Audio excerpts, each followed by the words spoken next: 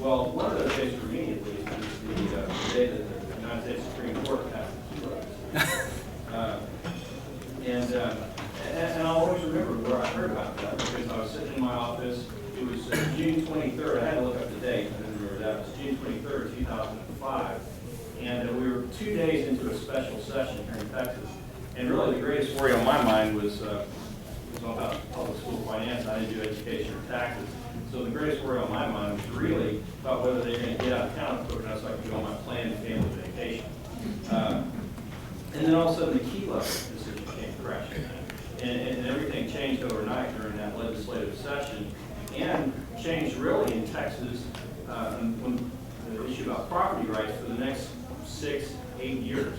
It started a debate in Texas that is still going on today. What was so momentous, some might say tragic, about the kilo decision? Well, what happened was the Supreme Court decided really to rewrite the Texas Constitution and the United States Constitution.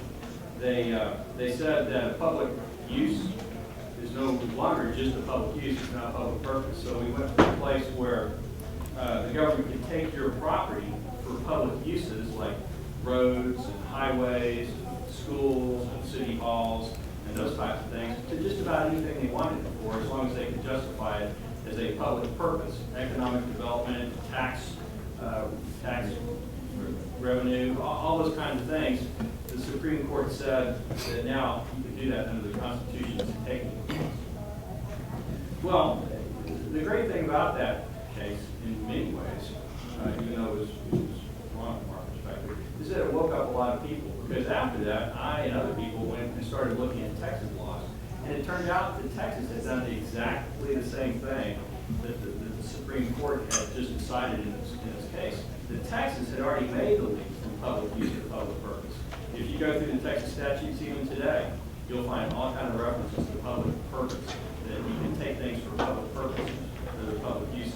The Supreme Court had in Texas, and of course it interpreted it that way. Sorry to interrupt you. I have to have this recorded. There you go. Thank you. Thank you. All right. Okay, I can hear myself better now. I hope y'all can too. That the Texas Supreme Court, the courts here, and the legislature had already enacted the public purpose standard here in Texas. So it turned out that Texas had a lot to do, and the kilo was an awakening not just to federal issues, but right here in the state of Texas. Well, a lot has been done since that time here in Texas. The main thing that we did, the first thing, the most important thing, was that we changed public use to public use. Now, the Texas Constitution already said public use, but we had to come back in statute and remind the courts that, in fact, public use meant public use. We banned takings for economic development purposes, is essentially what we did. So you can no longer in Texas take property for economic development purposes, which is basically taking the property and giving it to somebody in the private sector, and transferring property from one person to another. Except, of course, in the case in case there's blight involved, and we might talk a little bit about that later.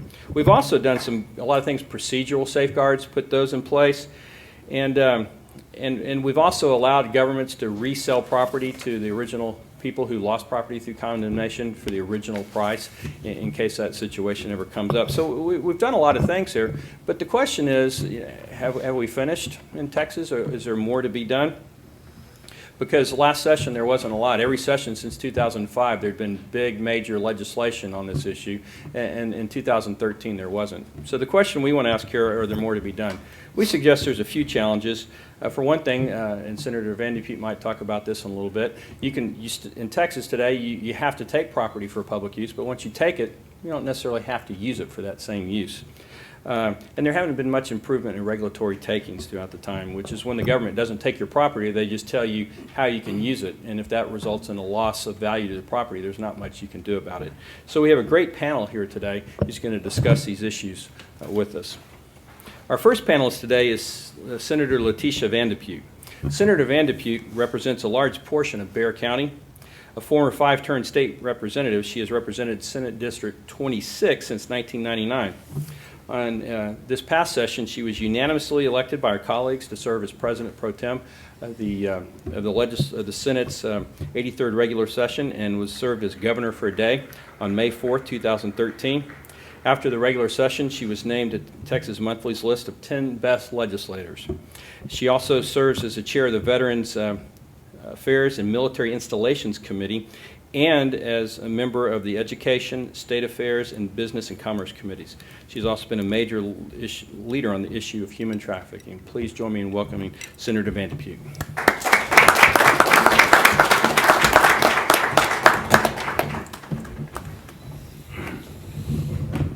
Thank you, Bill. Thank you, and good afternoon. It's really a pleasure for me to be on this panel today, and particularly with folks who really do their job well and they know the subject matter.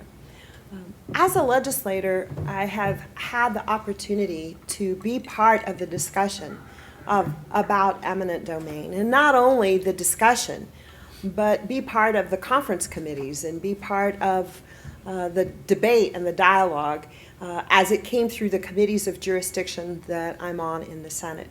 But when you think about eminent domain, you think about the right balance.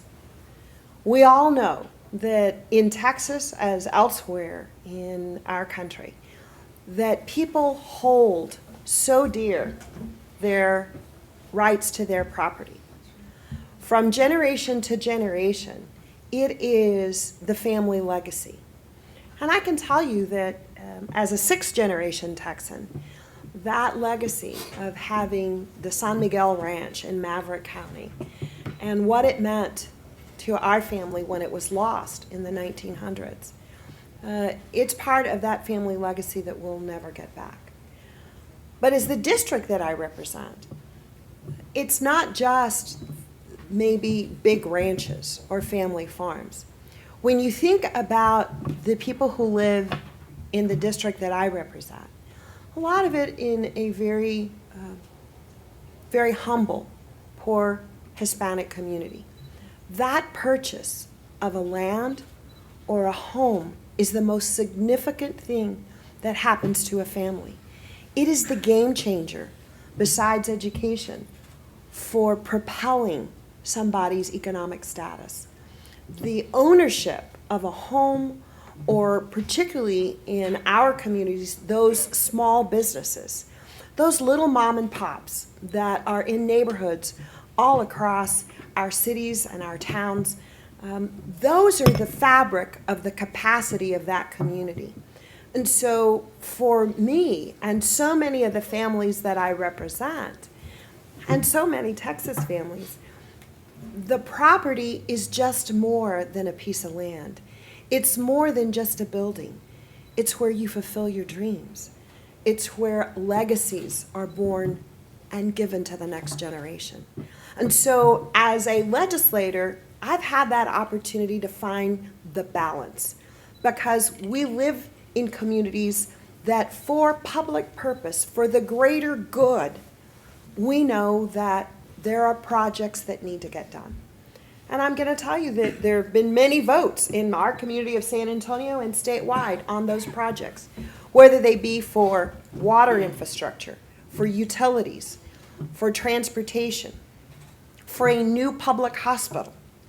Those types of decisions that are made at the local level are so critical to the vibrancy of that town or community. But it's about the balance. And maybe it's because of where I see people in their zest for that home ownership or owning the place where you have your small business, that I can understand how difficult it is when an entity comes and says, your land, your building is where we're going to build this project. And it's the greater good.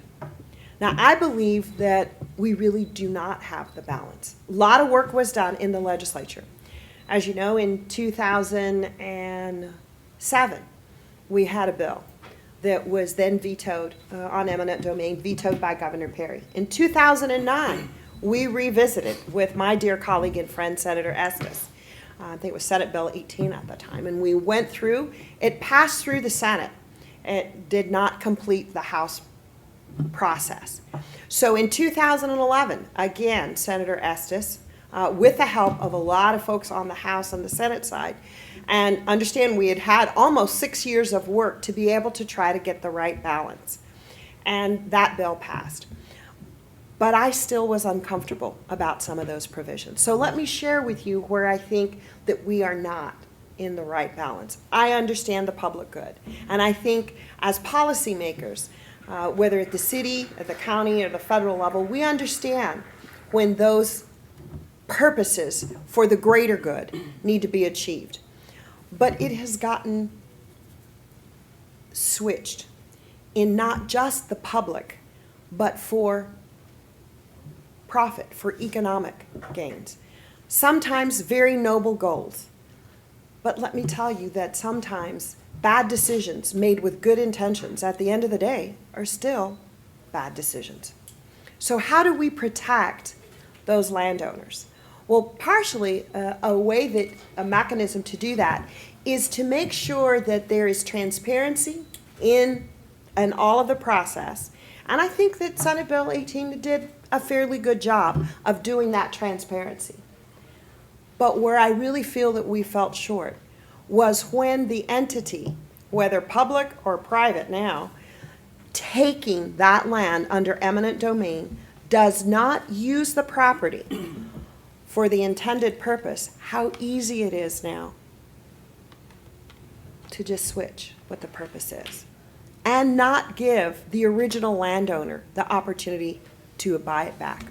As Bill can tell you, I worked a lot with folks to try to strengthen those buyback provisions, as I felt very strongly that if the government entity or any entity had not used the property after 10 years, that you ought to give the families that had that property in the first place the opportunity to buy it back. Makes only sense, right? That you give the first right of refusal to the people that you took that land from the first place. But it's very easy to get around it. There are 2 of 7 things that an entity can do to wiggle around that 10-year clause, and I just do not think it's strong enough. Some of them include things like the government entity just has to pass a resolution saying that they intend, and they haven't completed or haven't started any work on it, but they really intend to. Another one of the 2 things that they could do is they could buy adjacent property, or they could just apply for a state or federal permit. It doesn't say that they have to start work. It doesn't say that the permit even has to be approved. It just says you have to apply for a permit. And so what we have found is that maybe we need to tighten that up. Another reason that I think that we could be stronger in the buyback provisions for this eminent domain when a property is taken is that a lot of times the people who own these properties in the first place, you know, they're not wealthy people. They're hardworking Texans. And to go through the condemnation process takes a lot of legal fees. Right now, the buyback provisions only are really protected if you go through those condemnation proceedings. So many Texans don't even go through the condemnation proceedings. They don't have the money to. And they try to settle and get a reasonable price for their land. But they don't have the ability to go and get that first right of refusal after 10 years. They don't get it because it wasn't condemned in the first place. They came to an agreement. So I would like to see statute changed that would save money, I think, for the entities. So rather than going through a courthouse, through a condemnation, whether it's a condemnation or they agree to it, if you don't use what you took after 10 years, give the people the opportunity to buy it back. And so I'm hoping that at some point we will revisit it. I filed a bill, at least we were able to discuss it, but I think that it took the legislature so long to try to achieve the balance, there really wasn't the type of emphasis to really look at those buyback provisions. So yes, I think it's a constant battle, it's a constant balance. We want that greater good. We want these great projects as we live in communities. We know utilities are important, water, electricity, transportation. But when the use gets twisted and changed, and the original landowner thought that my land was being taken because of an important project, and then that project never happens, or that all of a sudden that entity, the land is sold from the original government entity or whatever to now a for-profit corporation and it's going to be economic development, then that doesn't serve the real purpose. Property is too precious and too precious a right to not have these very important protections. Thank you.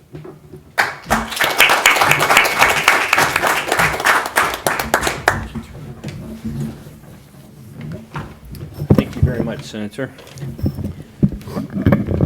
Get this settled over here. We need to get the screen back on.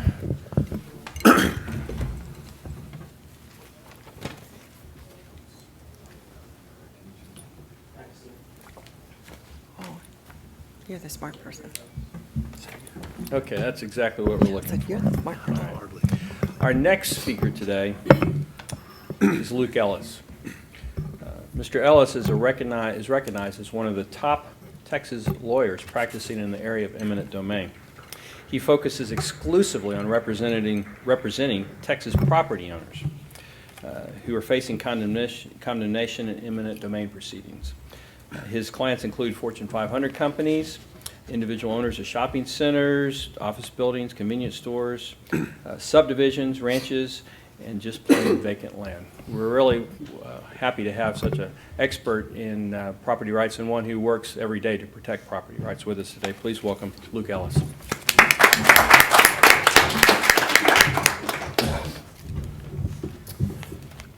Good afternoon, and thank you all for being here today. Bill, thanks for the invitation to serve on the panel.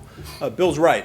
I wake up every day, I go to work, and basically what I do is represent Texas landowners who have been condemned. It could be in a variety of different environments, but I would say that the lion's share of what I do is represent landowners who've been condemned by the state of Texas, typically for road projects, landowners who've been condemned by river authorities, typically for high voltage electric transmission lines, and landowners who have been condemned by for-profit oil and gas companies who are placing gas pipeline easements, typically unwanted gas pipeline easements across their track. I want to echo the Senator's comments. I think her points were very well taken, and those are very much issues that I think need to be looked at. I'm going to take a little bit of a different perspective, though. I would argue that in many instances, the situations on the 10-year buyback fall into what I would call the minority of a very small percentage of cases in the state of Texas. They exist, they're very important, and the law needs to be addressed as the Senator proposed. I would argue, though, that in the vast majority of situations, what Texas landowners truly struggle with is the value component to condemnation. So let's take a big step back. If you look at Texas jurisprudence over the last 100+ years, you can boil it all down to two core questions. Core question number one: does the taking entity have the right to take your property? And there's a lot of different subparts to that analysis. Is it for a public use? Is it for a public purpose? As Bill said, Kelo was sort of a knife in the back to all of us who believe that the government needs to only take property if they have a need for it and they plan to put it to a public use.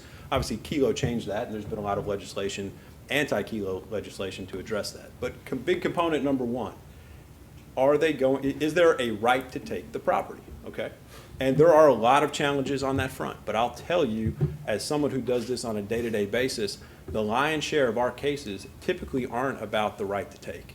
The lion's share of the cases that we deal with on a day-to-day matter are about value. In most instances, the entity taking the property typically does have the right to take. In most instances, not all, and in those minority situations, we've got to address those issues. But in the majority of situations where TxDOT's building a highway and there's no real concern about the need to put it to a public use, and under those situations, what we find are landowners who struggle with the second part of the question, which is, once the entity can take the property, how much can a landowner rightfully recover? Let me tell two stories These reflect two instances. One is a current case, one is a case that I worked on and have now resolved. Texas family, hardworking, saves a lot of money, goes out and they buy a 5-acre tract for, I'm going to ballpark the numbers here, for $100,000. That family then continues to work, they save more money, they build the house of their dreams for $300,000 on the tract. They move to the house, very pleased, all in for $400,000. The state of Texas comes in with a new roadway project. Unfortunately, these guys are this is the family that's in the bullseye. The roadway project is going to take the entirety of the 5 acres. Now, sometimes we see the whole property loss. Sometimes we'll see so much of the property loss that to the extent there's any remaining land for the landowners, that has virtually no remnant value. What happens? The state of Texas comes in and offers $200,000 to take the family's property. And in this situation, the family bought the land and built the structure within 5 years of the date of taking in the highway project. Family says, wait a minute, something's not right here. Here's my closing statement before we bought the land for $100,000. Here's my construction papers and my contract with my contractor that tells you we spent $300,000 to build the house. You owe us $400,000. The state of Texas says, we just don't see it that way. We respect your opinion, landowner, but we just don't agree. We think the value of your house over the last 5 years has depreciated. Bear in mind, the taxing entity that's been taxing this house has been increasing the value of the house every year for the last 5 years. But the state of Texas and TxDOT says, we don't agree with that either. We think the value has actually gone down. They offered $200,000. We litigate. Let's assume that that case goes all the way through the legal channels. Let's assume that the jury comes back and says, landowner, you're right. $400,000 is clearly the right amount of money here. Has the landowner won? Is the landowner as whole as they were before they bought that property? The answer is no. And the answer, and the reason for that is because in order to get to that place, in order to get to a $400,000 jury verdict, that landowner's typically, which is double what TxDOT has offered them for, TxDOT's not going to, and I say this from experience, TxDOT and their lawyers, who are fine lawyers, will not roll over and pay that money. If you want to get your top dollar as the landowner, you've got to take it either to a jury trial or you got to take them right up to the lick log. So the landowner in that situation has paid for years and years of legal help. They probably had to hire an appraiser or someone else to come out and do some appraisal work on the property. So they get their $400,000, but then you got to take out the legal fees, you got to take out the case expenses, and they're not made whole. Okay. Example number 2, in more of a commercial context. Our firm currently represents a client who in early part of 2009 bought a 1-acre tract along an interstate highway. The 1-acre tract was worth the land about $500,000. It's in a growing community. The land, it's on the primary corner in the primary intersection along that interstate highway in that particular community. The land had some specialized commercial improvements on it that were worth, and I'm ballparking the numbers here, but that was worth about $2.5 million. So all in on this 1-acre piece of property, valuable commercial piece of property, the real estate is worth $300,000. Landowner buys the property in the early part of 2009. They've got contracts to reflect exactly what that real estate is worth, the $3 million. There were other things that the landowner bought. They bought value for equipment, other things that were separate and apart from the $3 million. That's in the fall of 2009. Fast forward to the latter part of 2011, TxDOT sends a letter. The highway is going to expand by about 150 to 200 feet on either side to put in additional lanes. The 1-acre prime corner, gone, being totally taken. The TxDOT offer to the landowner, $900,000. Okay, they've got a contract, and the offer comes in the early part of 2012. Contract to buy the real estate between two willing participants in the open fair market for $3 million. Offer from TxDOT, $900,000. Now, subsequently, that offer's gone up. We're getting closer to the lick log. We're going to trial on that case in about 4 or 5 months. The offer is now increased to about $1.5 million. So it's gone up $500,000 to $600,000, but still, in the eyes of our client, grossly below the $3 million that they're owed. So I tell these 2 stories to ask 2 questions out loud and then to try to give some brief answers. Question number 1, why is it in the state of Texas the original offer, the initial offers, typically are so low? question number 2 is the question I asked earlier. Even if as a landowner you win, you get your number. You get the best case result you can get. Do you truly win? Let me take a crack at answering the first of my questions. Why is the offer so low? I would argue that the offer is so low because of the high rate of what I would call the first offer acquisition, okay? Entities that take property regularly refer to acquisition rate. Now, these are closely held secrets. You got a better chance to break into Fort Knox and steal a bunch of gold than you do to actually get one of these companies, be it TxDOT or one of the oil or gas companies, to give you these numbers. But as folks who work in this industry, anecdotally, we learn a lot of this information. I would tell you, this is also from years ago as a young lawyer, I cut my teeth doing a little bit of takings work before I came over to the landowner side. Generally speaking, I would tell you that on average, a range would be about 50 to 80%. And what I mean there is 50 to 80% of Texas landowners will typically, for many of the reasons that the senator mentioned, accept the first offer. Or if not the first offer, some minor increase over the first offer. Under my example where the offer was $200,000, maybe the offer bumps to $215,000 or $225,000 and they take it. Typically speaking, that's a reasonable range that you would see, 50 to 80%. So if you're an entity that's in charge of taking property, be it roads, power lines, pipeline easement, whatever it may be, and you know that because you've been taking property for years, and you know that typically speaking, 50 to 80% of the Texas landowners are going to accept that first offer or some closely negotiated number from it, what incentive would you have to make a fair market offer? I argue very little. If you can wipe away 2/3 to 3/4 of the landowners whose property you need to acquire with a very low number, and then you focus on the remaining folks that are out there, that's why you typically see low numbers, in my opinion, and that's also why you typically see, as I mentioned in my second scenario, as you start getting closer to the trial dates, as you start getting closer to the lick log, the numbers actually begin to get a little bit more reasonable. So I think addressing that negative incentive that I perceive exists for condemning authorities is certainly something that we need to look at.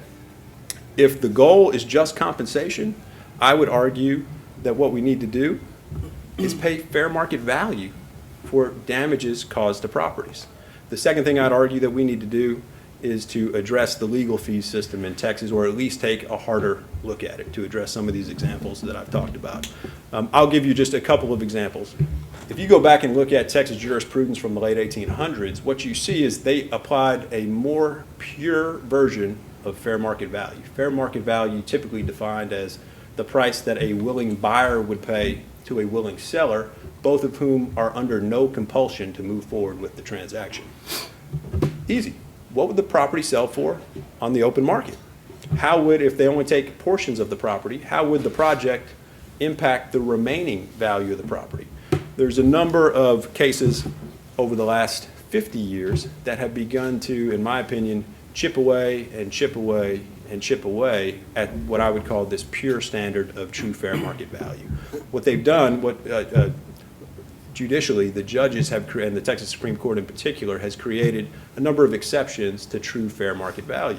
A couple come from, and these are widely cited, the State v. Schmidt case, which was a Texas Supreme Court 1993 opinion. In that particular case, and this is here in Austin, you may recall, folks that have lived here for a long period of time, when U.S. Highway 183 between 35 and Mopac was at grade, and you had to literally stop at every single intersection back in the late 80s and early 90s for good reason. TxDOT decided to build a raised elevated highway. What you had, though, were a bunch of landowners who owned property immediately adjacent to the edge of the road right-of-way at grade. They build a highway that is now 50 to 75 feet above grade. Those landowners lost visibility to their site. Those landowners had to deal with 2 to 4 years of construction inconvenience. And those landowners, many of whom now, because it was an elevated highway, before the highway was built, had a direct access point coming off the highway for all the highway traffic. Now to get to those same sites, on the elevated highway, you got to go and exit down, you have to exit, you've got to do your U-turn, you've got to come back. What the case law calls circuity of travel, meaning it's much more difficult to get to that site. Talk to any market participant that owns property along highways, they will tell you that each of these 3 elements of damage are real world elements of damage, but that a market participant would pay significantly less for a piece of property to account for these issues after the taking. But Under State v. Schmidt, the Texas Supreme Court has said landowners cannot recover for these types of element of damages, which leads to kind of a long-running position on the landowner's bar side. We often kind of kid with each other and look at each other when we get a bad ruling and say, sometimes Schmidt happens. And that is the truth. We've got quite a few of these. Now, this can be addressed legislatively in the State v. Dalmar case. Another perfect example related to access. If you're a landowner and you own property, let's say you had 4 access points to your property, you're a commercial development. Those 4 access points add value to your property. There was a long line of cases highlighted by Dalmar that said if you lost virtually all of those access points, as long as you still had 1 left, you didn't have to be paid for the loss of access. So think about that.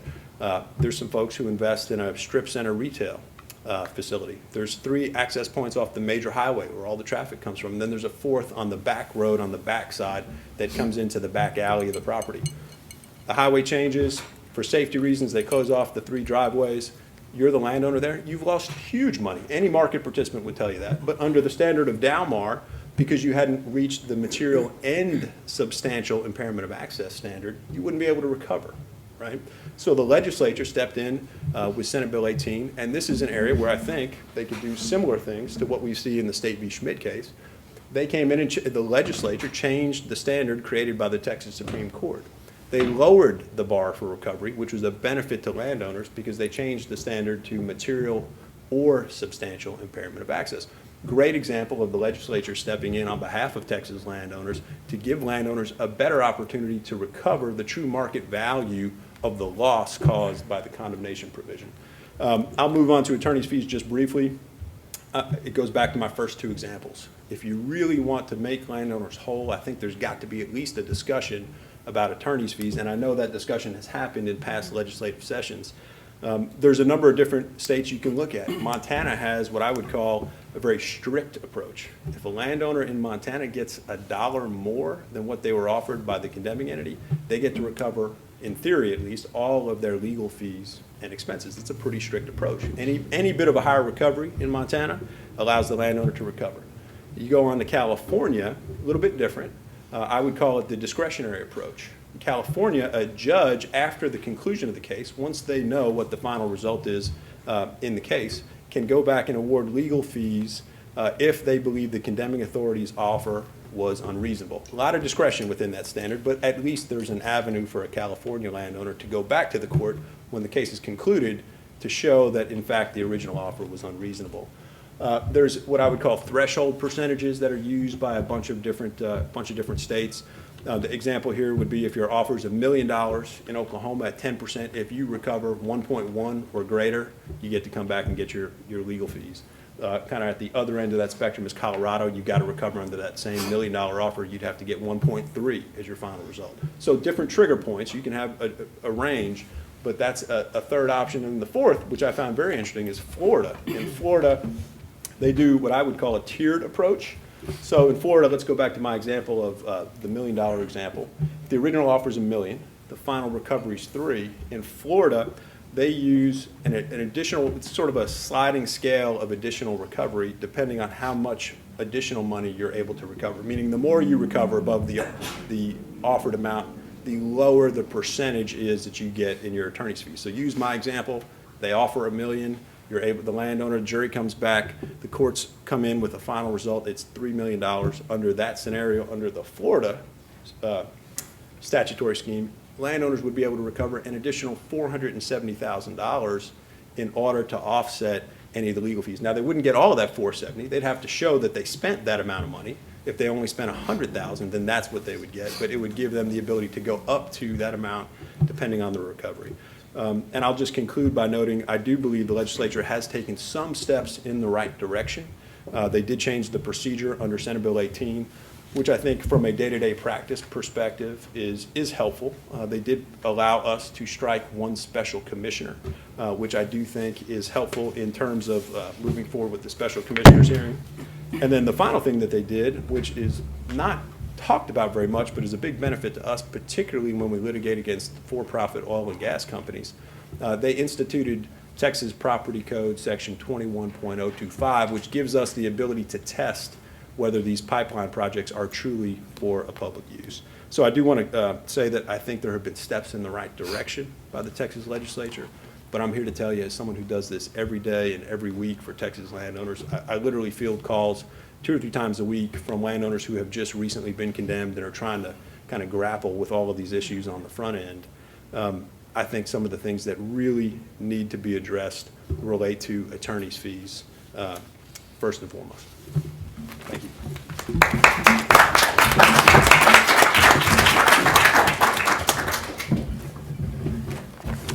Thank you very much, Luke.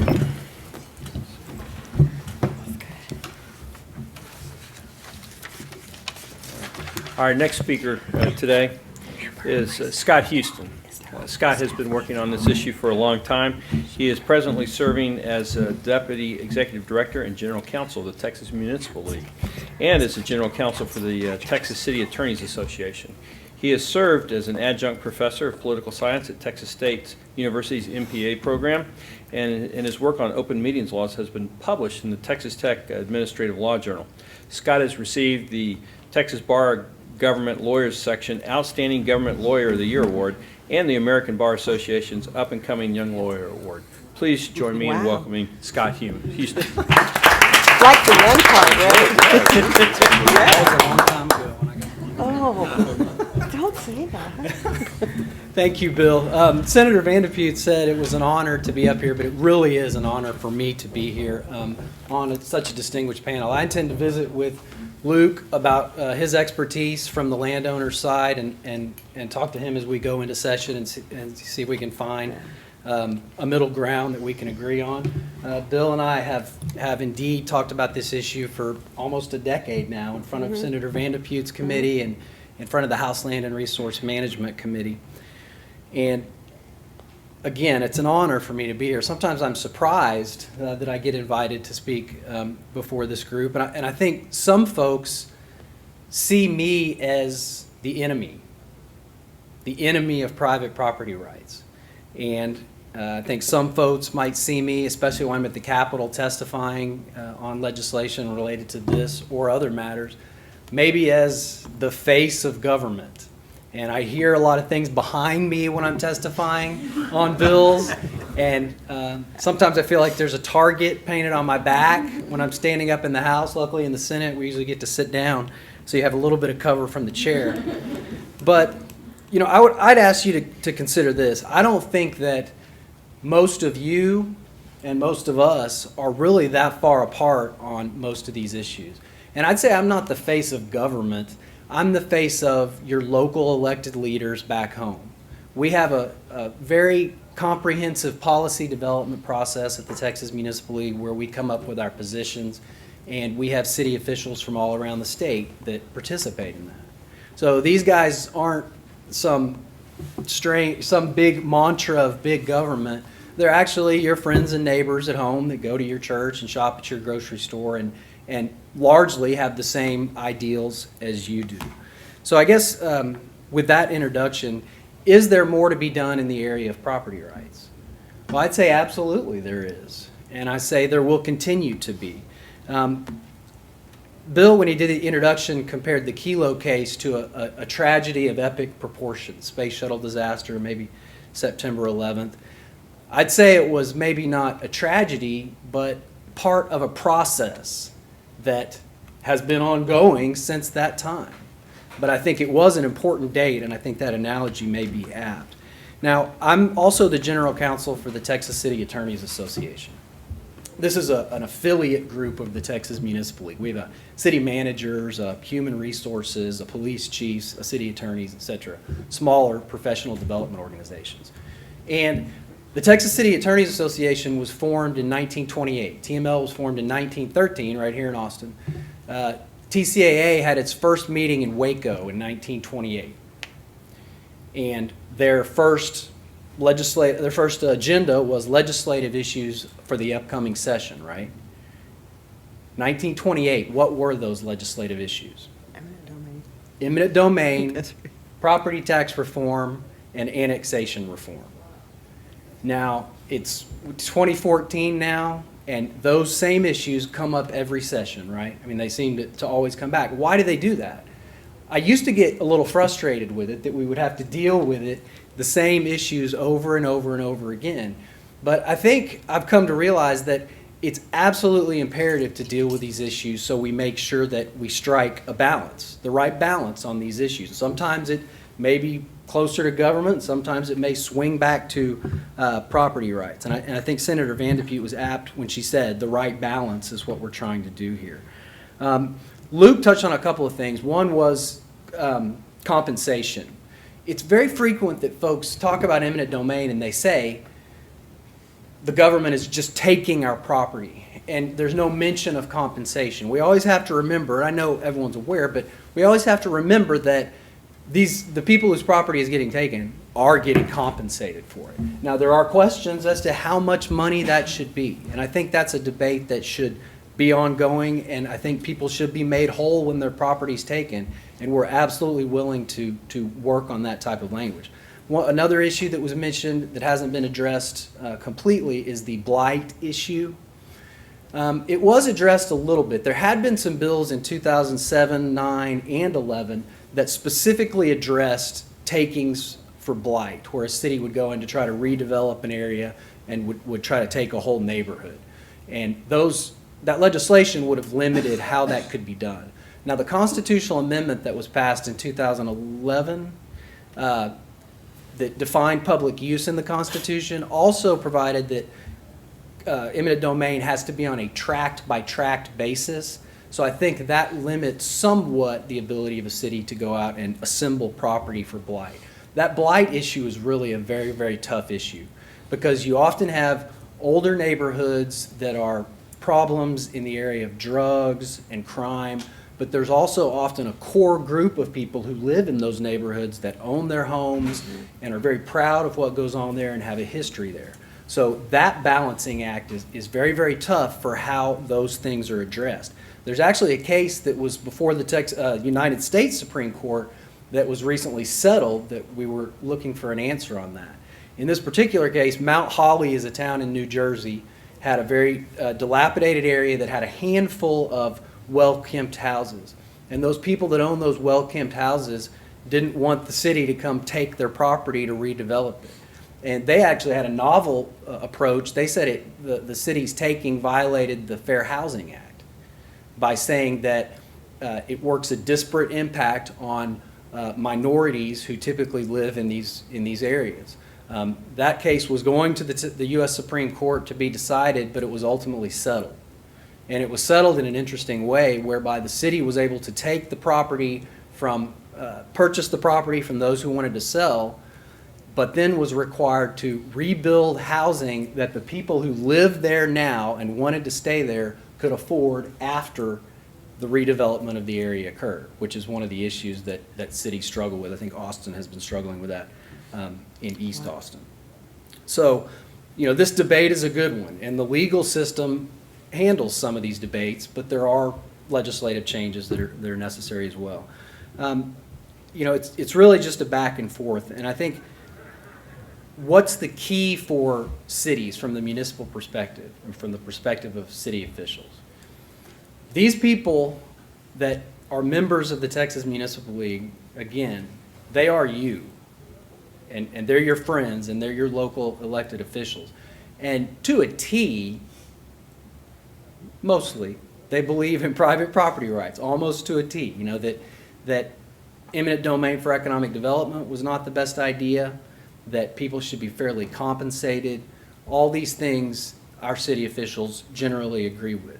But the key is, and what we try to advocate at the legislature is simply this, that it not be so expensive, so unreasonably expensive to take property for absolutely necessary public use projects that it makes it impossible. And that the process not be so burdensome as that it makes it impossible because of future costs and things like that. But, I think that's the key, those two issues that we really focus on. And As we move into the interim and move into the next legislative session, like I said, I really want to visit with Luke and get some of his expertise, and we'll continue to work with Senator Vandepute as we move forward. One thing that, it looks like we're pretty close to out of time, but one thing is or we need to move to questions actually. One thing that hasn't been mentioned, Bill mentioned it for a second, is the Private Real Property Rights Preservation Act. And I don't want to go into too much detail about that law because I think the focus here is eminent domain. But I will say this, the Private Real Property Rights Preservation Act, does everybody know what this law is? It's basically a law that's in place in Texas that applies to the state and other political subdivisions besides cities right now.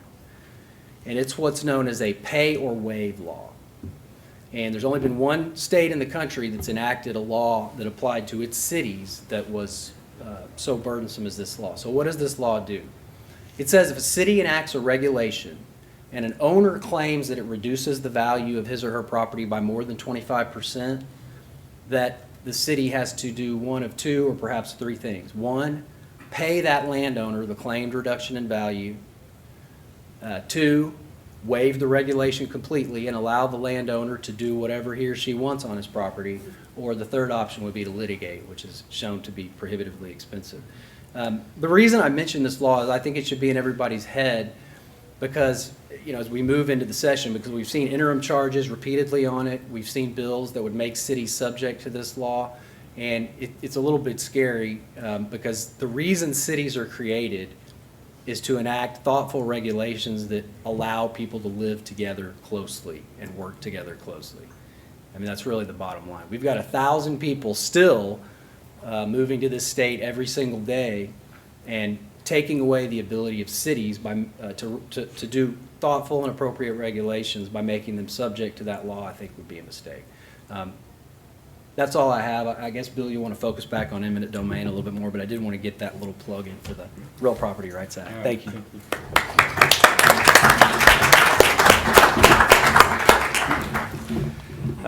Thank you very much, Scott. I appreciate that. I kind of feel like I'm an attorney up here, that I'd missed my opportunity to bring up the Private Real Property Rights Preservation Act by not bringing it up on direct. But now that he brought it up, I can cross-examine him a little bit. Go for it. And ask this question. So let me ask the panel a question about that then, about this issue. So, you know, in Texas today, it's pretty interesting that, again, we're talking about regulatory takings where not the government doesn't take your property, it just takes your ability to use it. And the reason they can do that is because of a Supreme Court decision a while back. There's more than one, but this is one of the controlling ones, that said that property owners do not acquire a constitutionally protected vested right in property uses. So think about what that means. It means that you have a right to own property, a constitutionally protected right to own property in Texas, but you do not have a constitutionally protected right to use your property. And that shows up in the legislative and legal process, right? Because what that means essentially is that the governments can deny you use of your property to the extent that it takes almost all of the entire value of your property. There have been cases where people have lost 50, 60, 70% of the value of their property, but the courts say they're not takings. There's a famous case in South Carolina where the South Carolina Coastal Commission versus Dolan. Yeah, Dolan. And they took 100% of his property value, so he got compensation. But anywhere short of 100%, you're going to be tough sometimes getting into the courts on that. So that's the reason that Susan Combs passed this law back in 1997, I believe it was, to help protect against those types of things. Of course, that was back when the Endangered Species Act was involved, and a lot of people were using their property under federal law and those types of things, and so that was put into place. But they exempted cities from it. Well, it turns out that most of the rules and regulations that are applied today that reduce your property value are from cities, so it really hasn't been used very much. So I guess my question to the panel is, you know, when is it taking a taking, right? I mean, if you buy a piece of property and it's worth $100,000 and the cities or somebody else comes in and says you can't use it for that, and the market value goes to $50,000 $400,000. You've lost half the value of your property. Is that a taking? Should it be? And should property owners be compensated for that?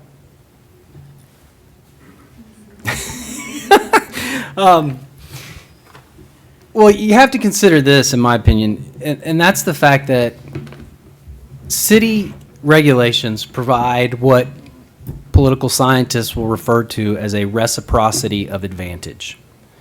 The fact that you live in a place that has standards, guidelines, and codes generally means that your property is more valuable than property that doesn't have that. Now, that's not always the case.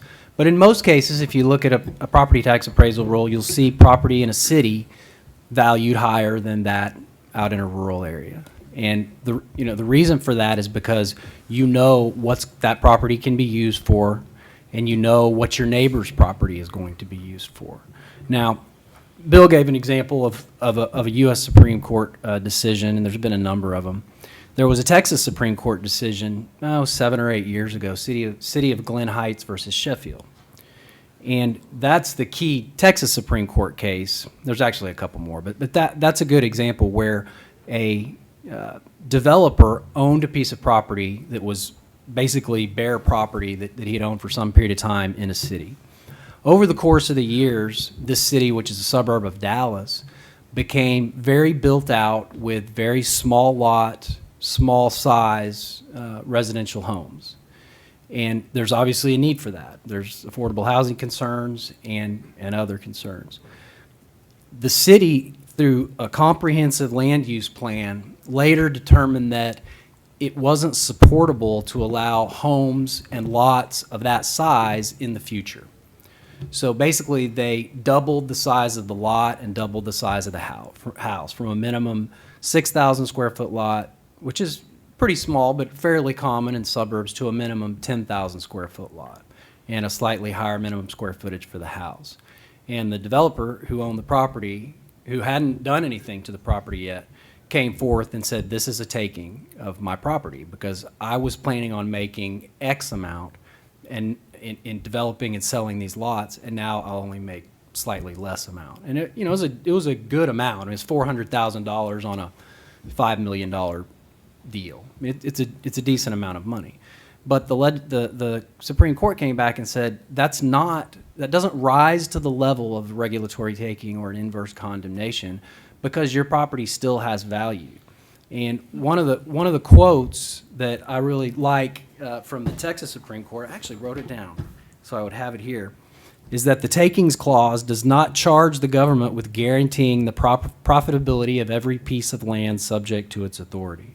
Purchasing and developing real estate carries with it certain financial risks, and it's not the government's duty to underwrite this risk. Now, some may disagree and believe that you should be able to do whatever you can with your property, but again, it's a balancing test, right? I mean, there has to be some balance as to what you can do. Anybody who lives in a city in Texas who believes that they should be able to do whatever they want with their property, no matter what the harm to their neighbors or anyone else or the ability of cities to provide services to them, I think that's living in a dream world. I really do. You can take it to the further extreme of, and we always use this example when we testify, if a city couldn't regulate nuisances, then somebody could build a pig farm in the back, next to your backyard. And, that probably isn't going to happen, but it's possible that it could.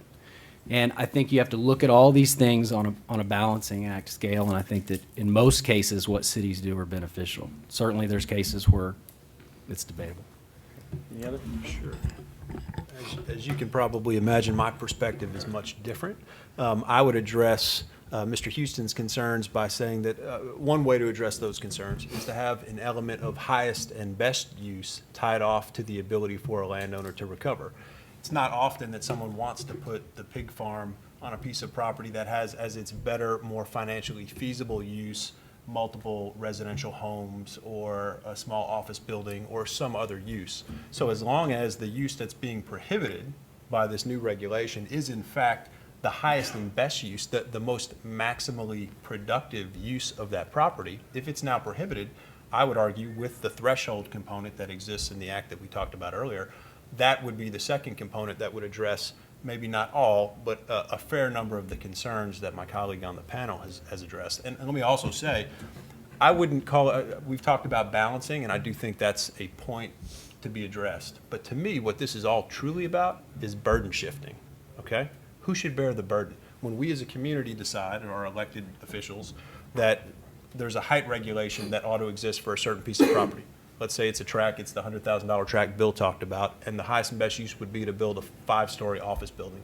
But the city decides, for whatever reason, they want to keep heights to 15 feet or lower, so you're limited to just a 1-story building. What you've done in that case is you've done burden shifting. The community has decided that we, the community, would be better off to only have a 15-foot high building there as opposed to a 50-foot high building.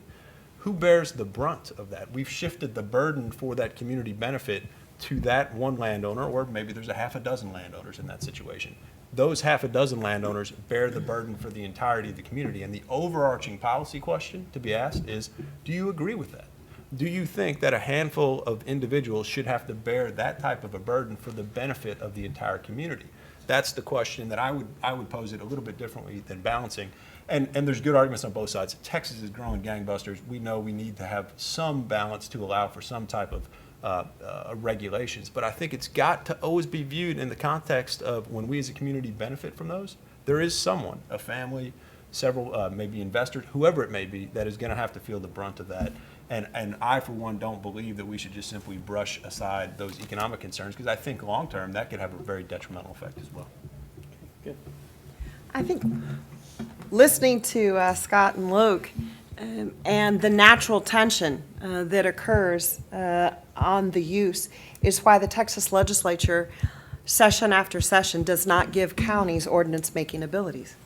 If you look at what the cities are able to do with its ordinances, and with that, there is a trade-off. Every legislative session, we hear, particularly from the counties that are in our world-class cities, our metropolitan areas, that don't have that ability, but the growth is going there, and their inability, because they're not really city, I mean, it's in the county property. And it is this tension that we discuss all the time, and I know my good friend in the legislature, you'll absolutely agree. But I think the way that the legislature has handled this is not on whether what is the compensation, what is a taking, what is due what. We've kind of left that to the courts, but part of it is when we come to those unique situations where for the greater good, there is something that the county will do, then we give it to them in that limited respect. I'll give you a very quick example. Camp Bullis in San Antonio, Bexar County, and the area, it borders and other counties as well, is the training site for medical military command. All military medicine trains in San Antonio. Well, they don't do it at Fort Sam Houston. They learn there in the hospitals there. But all of the actual battle time practices, and if you go there, it's amazing, is done at Camp Bullis, which is right by the Dominion. We knew that there was difficulty with the lights and the new shopping malls and everything there, because for some reason we can't get Al-Qaeda to fight 9 to 5. Our military has to train as they fight, so they have to train with those evac helicopters and everything on medical at night. The lights really hamper the type of training.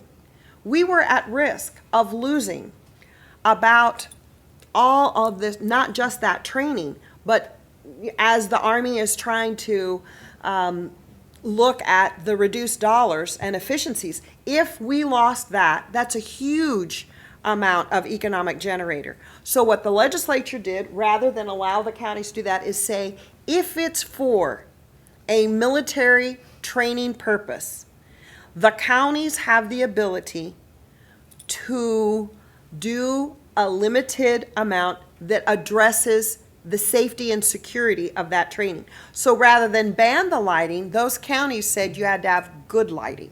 So instead of having the developments, which does cost more for those developers, have the lighting go up, that interferes with the training, we said, make the lighting go down. Very limited, and so the legislature has been very focused and strategic about that, not really looking at whether what you two guys were arguing about, but when we know that there is something very important at issue, we try to come to the table and figure out a solution. The example I just gave you was one of those solutions that really had helped, not only in our community, but other military communities that need to train. Thank you. We have time for a couple of questions. Yes, sir, go I know ahead. that the legislature is good people trying to do the best. But it seems to me that that both our courts and our legislatures have created two different definitions for the word property and the word taking.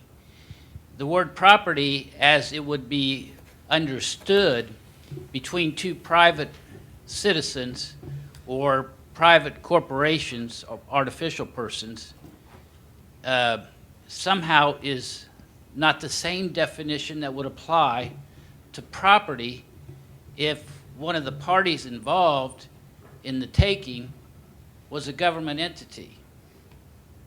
And likewise with how they define taking. I mean, what would be considered between private citizens or corporations as a theft or a defrauding somebody from property without just compensation is different than the taking if it's done by those employed at public expense. Am I wrong here, or is there something I don't understand? Or?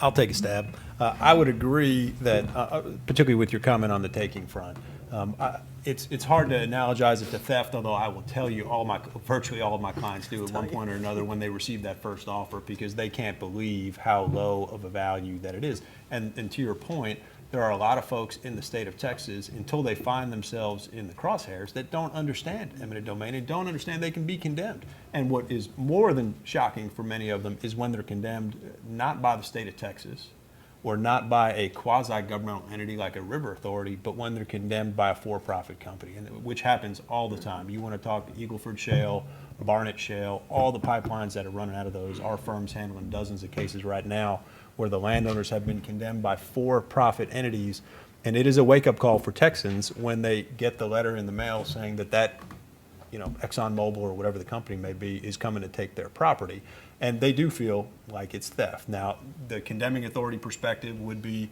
well, that's not true. There's a process that we put in place to ensure that landowners receive recovery. Based on a lot of the comments that you heard me make earlier, I don't agree that process allows landowners to get to whole. And that's where I think that concept of theft pervades some of the landowners' perspectives on this issue. One more question? Thank you, Bill. Very good panel. And I was really glad to hear Senator Vanderpoot use the word property rights is precious. And I agree with that 100%. As a young 7-year-old, I saw my father's ranch in Central Texas was condemned for Fort Hood, Camp Hood we called it. And yes, he took the first offer, unfortunately.